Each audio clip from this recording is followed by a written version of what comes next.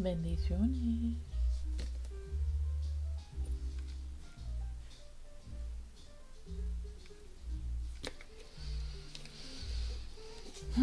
It's late right now, 12:40.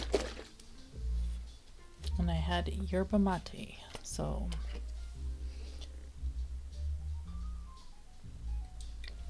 it keeps me awake now. Yerba mate, coffee, anything like that keeps me awake. Where before it didn't. So I have to be careful, but we had a little concert thing, so I drank some. But that's besides. That's neither here nor there. A lot of times people, when they get initiated in houses, for different reasons, people split from their godparent. And there's even Odus that talk about the godchild leaving the godparent, the godfather, the madrino, the madrina, or padrino. But this happens, in sometimes how the saying that goes that the student passes the teacher. A lot of people nowadays, they right away, before they have experience or enough knowledge, right away they start taking on godchildren. So if they have a godchild that is like surpassing them or more spiritually evolved than them, sometimes that godchild could come to the madrina or padrino, and if they have not yet conquered the ego, if they're still very much in living an ego, then they could misguide their godchild by telling them,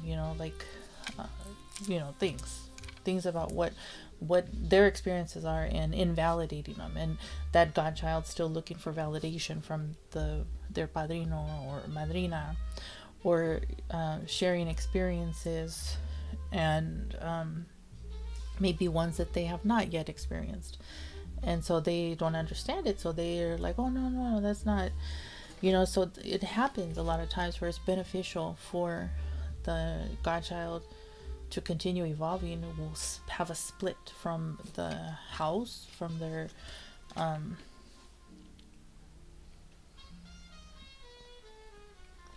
padrino or madrina. And also, if a lot of times houses have, if it's not really structured, will have drama within it, or and if they allow, the head of the house allows for that to go on, or even feeds into it and participates in that, then it can create like a toxic environment, not one that's for that's feeding into for spiritual evolution, the vibes, the frequencies.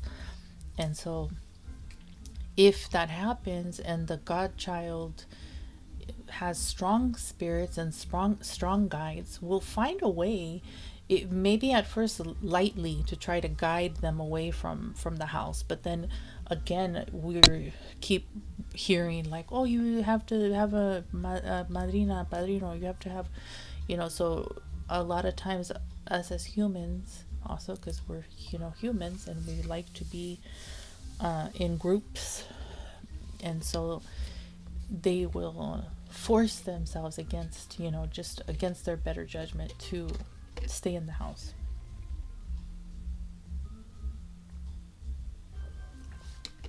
For the sake of being in a house, belonging in a house. So then again, if the godchild's spirits are strong, and if they're asking for the guidance, and their guardian angels are trying to guide them into a certain path, a certain way, then they will they will find a way to get you away from that environment. And so then it's up to us, where it comes back into like a shadow work type of thing, where it's up to us to uh, deal with that. And then you're on your own, because then you don't have like your madrina, your padrino, you don't have the house. And it's like a lone hermit, a lone path, you know. And that happens sometimes for people. And that depends, like what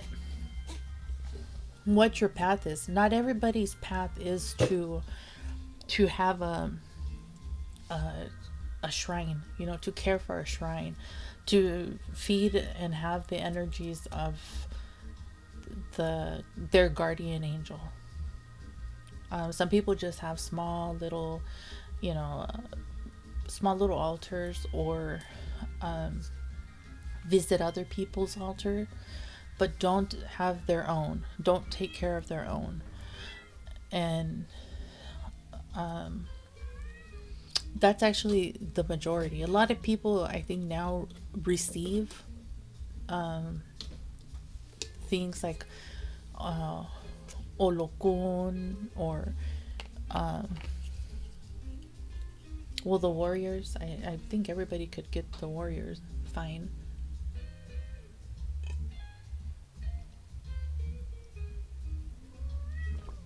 But not everybody cares for them.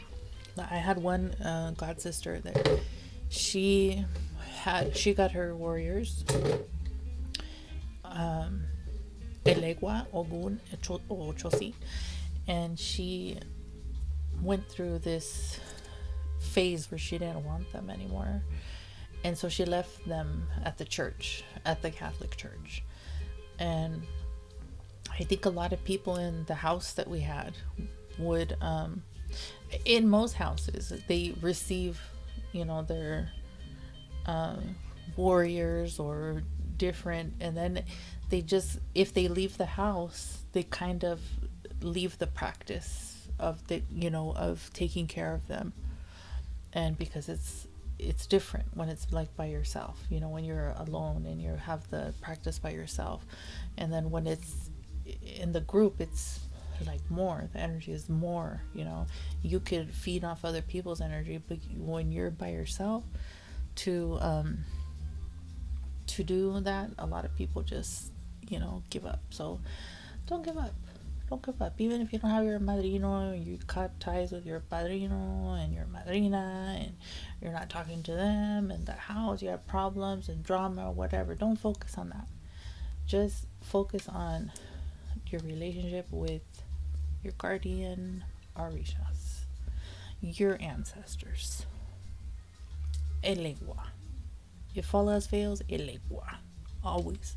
Nobody can tell you nothing, but Elegua will send you the messages, and will send your prayers, your messages, your thoughts, innermost thoughts and desires to the orishas, So just stick with it. You don't have to like go trying to look for another house and nothing like that. You think like you got your house, you had your padrino, you had your madrina, and for some reason, if there's a part of ways, then you think like that's your chance right there to work on your own personal relationship with your own personal God. So you just focus on building that. And then some places, like communities, have like public tambor for the orisha, or like that. But for people who just rush to go from house to house to house to house to house, that's getting stuck. And like you're trying to find like a perfect house, or like a perfect like a padrino that's just gonna, you know, touch you and pass his guidance to you or whatever, you know, and that's not gonna happen like that, you know.